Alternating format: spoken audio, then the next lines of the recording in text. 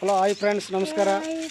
ನಮ್ಮ ಹುಡುಗರು ಜೀಸಸ್ ಯೇಸು ಕ್ರಿಸ್ತ ಹುಟ್ಟಿದ ಜನ್ಮಸ್ಥಳದ ಬಗ್ಗೆ ಎರಡು ಮಾತುಗಳನ್ನು ಆಡ್ತಾರೆ. ಇಷ್ಟ ಆದರೆ ಲೈಕ್ ಮಾಡಿ. ಹೌದು, ಎಷ್ಟು ಪ್ರಕಾಶಮಾನವಾದ ನಕ್ಷತ್ರ ಮೂಡಣ ದಿಕ್ಕಿನಲ್ಲಿ ಮೂಡಿರುವ ಈ ಥರ ವಿಶೇಷತೆ ಆದರೂ ಏನಿರಬಹುದು? ಹೌದು, ನಾವು ನಮ್ಮ ಶಾಸ್ತ್ರಗಳನ್ನು ಬಿಚ್ಚಿ ಈ ನಕ್ಷತ್ರ ಮೂಡಿದ ಕಾಲಜ್ಞಾನವನ್ನು ನೋಡೋಣ. ಹೌದು, ಯೆಹೂದ್ಯ ಮುಖ್ಯ ಪಟ್ಟಣಗಳಲ್ಲಿ ನೀನು ಎಷ್ಟು ಮಾತ್ರವೂ ಸಣ್ಣದಲ್ಲ, ಒಬ್ಬ ಅಧಿಪತಿಯು ನಿನ್ನೊಳಗಿದ್ದಂತೆ ಹೊರಡುವನು ಎಂದು ಬರೆದಿದೆ. ಹಾಗಾದರೆ ನಾವು ಈಗಂತೆ ಬೆತ್ಲೆಹೇಮಿಗೆ ಹೋಗಿ ಆ ಅರಸ ಕಂದನನ್ನು ಕಂಡು ಅದಕ್ಕೆ ಬೆಲೆ ಬಾಳುವ ವಸ್ತುಗಳಾದ ಚಿನ್ನ, ಧೂಪ ಮತ್ತು ರಕ್ತಬೋಳಗಳನ್ನು ಒಯ್ದು ಅರ್ಪಿಸೋಣ. ಹೋಗೋಣ.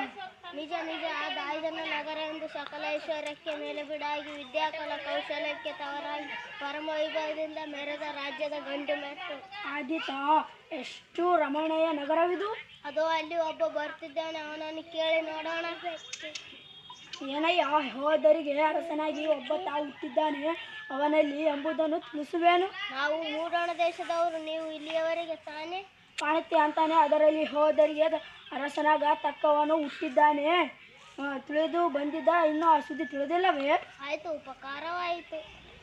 ದೊರೆ, ನಾವು ಜ್ಯೋತಿ ತಂಡಲವನ್ನು ನಾವು ನಿರೀಕ್ಷಿತವಾಗಿ ಈಗ ಕೆಲವು ದಿನಗಳಷ್ಟೇ ಒಂದು ಹೊಸ ಕಾರ್ಯವನ್ನು ಕಂಡವು. ಮಲಕನು ಯಾವುದೆಂದು ಶಾಸ್ತ್ರಗಳಲ್ಲಿ ಅಂತೆಯೇ ತಮ್ಮಲ್ಲಿಗೆ ಬಂದೆವು, ತಮ್ಮಲ್ಲಿ ಹುಟ್ಟಿರುವುದೆಂದು ಹೋಲಿಸಿದವು.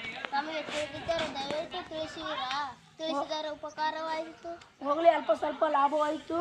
ಹುಡುಕುತ್ತಿದ್ದ ಅರಸು ಕೊಂದ ಹುಟ್ಟಿರುವುದು ಬೆತ್ಲೆಹೇಮಿನಲ್ಲಿ ಎಂದು ಆ ಶಾಸ್ತ್ರ ಬಾಯಿಯಿಂದ ಹೊರಗೆ ಬಿದ್ದಿತ್ತು. ನನ್ನ ಮಾತು ನಿಜವಾಯಿತು. ನಾವು ಹುಡುಕುತ್ತಿರುವ ಆ ಅರಸ ಕಂದ ಇಲ್ಲಿ ಸಿಕ್ಕುವುದಿಲ್ಲ ಎಂದು ನನ್ನ ಹತಾರಾತ್ಮ ನುಡಿಯುತ್ತಿತ್ತು. ನಡೆಯಿರಿ, ಬೇಗ ಹೋಗೋಣ. ನಾವು ಎಚ್ಚರಿಕೆಯಿಂದ ಬೆತ್ಲೆಹೇಮಿಗೆ ಹೋಗುವುದರಲ್ಲಿ ಆ ಅರಸ ಕಂದ ಅಲ್ಲಿ ಸಿಕ್ಕರೆ ನಮ್ಮ ಕಾಣಿಕೆಯನ್ನು ಅರ್ಪಿಸುವುದು. ನಡೆಯಿರಿ, ಬೇಗ ಹೋಗೋಣ.